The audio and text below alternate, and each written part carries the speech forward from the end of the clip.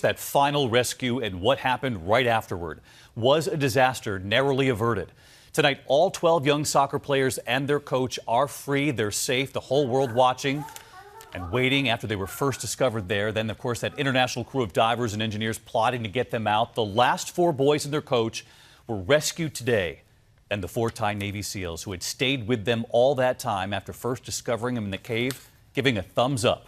Tonight, we have new reporting on this final rescue, the medication given to the boys to keep them from panicking on their way out, and what we've just learned, what happened in that cave right after the boys were rescued. ABC's James Longman leading us off tonight from the scene. This dark and perilous cave, a stifling home for the remaining 4 boys and their soccer coach. 10:08 this morning, the last rescue, 19 divers heading back in. The trip just as frightening, just as dangerous, the threat of rain looming. The cave's a labyrinth of twisting tunnels. Rescue workers seen wading in murky water up to their necks. The swim out in near total darkness.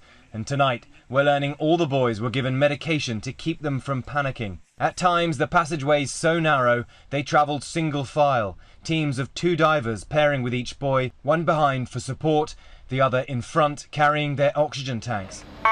Then, one by one, we saw convoys moving down the mountain to the helicopters standing by. Volunteers rejoicing at the news. The coach, weaker than all those boys, evacuated. Just behind me, they are the flashing lights. That is the police escort waiting for the last ambulance. This rescue faster than the others. This morning we made a promise to get 9 people out, the governor saying, and we did it.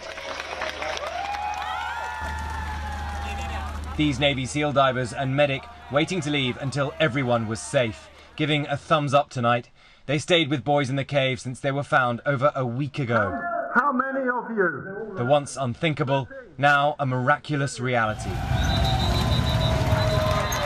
The last ambulance arriving at the hospital after 18 days, jubilation in the streets. Tonight, Thailand's most precious soccer team reunited under isolation in the hospital. 2 of the children have pneumonia and they are highly susceptible to infection, and their diet, bland foods, with a treat of bread and chocolate.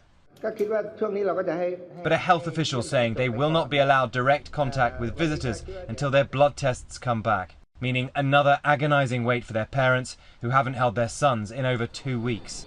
They are grateful for the hundreds who volunteered on this mountain. The cave is just up this road, but for days this has been blocked off. They haven't allowed press in here. We passed so many on the road, exhausted but smiling. Trucks of Navy SEALs driving away to cheers of those nearby. Finally heading home, their mission complete. And James Longman joins us tonight from outside the cave there. James has been on the scene for days. What an incredible day today. We can actually hear the rain falling behind you. And we're learning tonight that the parents of the children are still waiting to see their boys, but that those parents had also written a letter to the coach.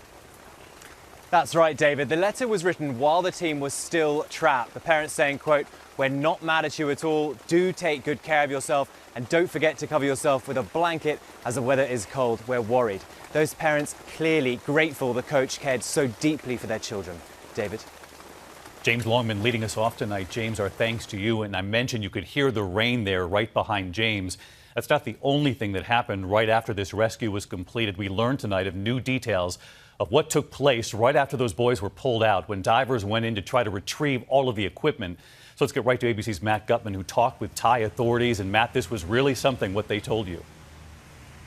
That's right, David. When the operation got underway, it was raining harder than it is right now. And according to those Thai military officials who were directly involved in the operation, after those Navy SEALs and the other rescuers got those 4 boys, the coach, and those 4 Thai Navy SEALs out of the cave, other rescuers and about 80 or 90 Thai Navy SEALs were in there picking up all their equipment when suddenly that main pump that had been taking out hundreds of millions of gallons over the past 2.5 weeks gave way. Suddenly, the 3rd cavern began to fill with water, then the 2nd, then the 1st. And the SEALs and the other rescuers had to flee for their lives, had to abandon all of their equipment, leaving hundreds of air tanks behind.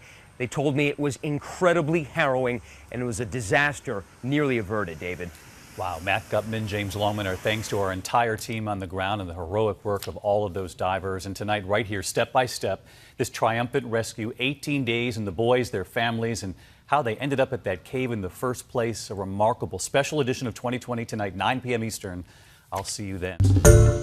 Hi, everyone. George Stephanopoulos here. Thanks for checking out the ABC News YouTube channel. If you'd like to get more videos, show highlights, and watch live event coverage, click on the right over here to subscribe to our channel. And don't forget to download the ABC News app for breaking news alerts. Thanks for watching.